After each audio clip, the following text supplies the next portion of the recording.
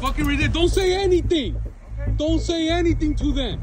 Few vehicles look suspicious, but nothing of note. Just checking in.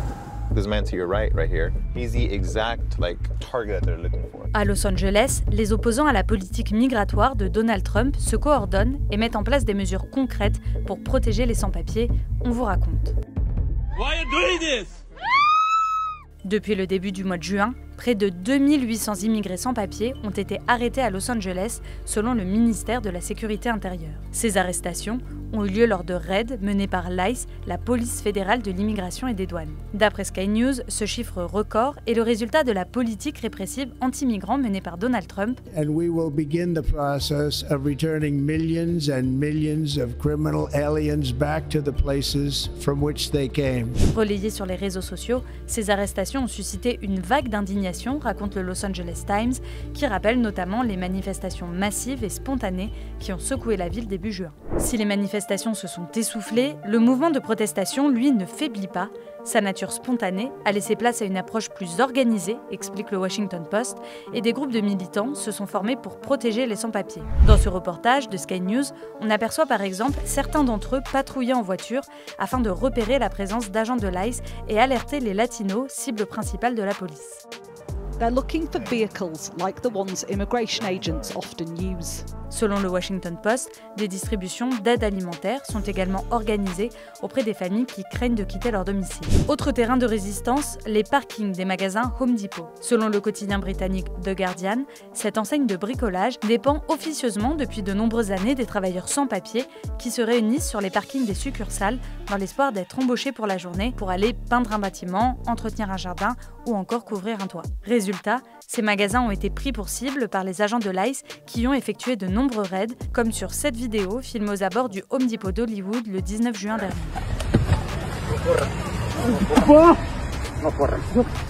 Les activistes mobilisés pour défendre les personnes immigrées s'y réunissent désormais pour surveiller les activités de l'ICE et organiser des ateliers d'aide juridique, précise The Washington Post. Des manifestations ont même eu lieu dans plusieurs magasins Home Depot pour demander à la chaîne d'interdire les arrestations dans ses locaux. Home Depot, shame, shame, do not play the ICE game. Sur Internet aussi, la résistance s'organise avec par exemple l'émergence de plateformes géolocalisant les forces de l'ordre. L'une d'entre elles, intitulée IceBlock, connaît notamment un succès important puisqu'elle est arrivée en tête des téléchargements de l'App Store au début du mois de juillet, explique NBC News.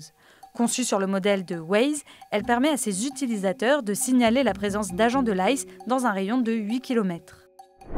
Enfin, la dernière arme des militants face à la police de l'immigration, c'est tout simplement leur téléphone. Tout comme Darnella Fraser, qui avait filmé le décès de George Floyd étouffé sous le genou d'un policier en 2020 à Minneapolis, les latinos filment en direct les violences auxquelles est confrontée leur communauté, explique le Los Angeles Times, afin que tout le monde sache ce qui se passe. Selon le Washington Post, la diffusion massive de vidéos montrant des descentes de police, des violentes arrestations ou encore des familles en pleurs leur a permis d'attirer l'attention de nombreux Américains, y compris parmi les électeurs républicains. You guys cannot take her just because you guys want to.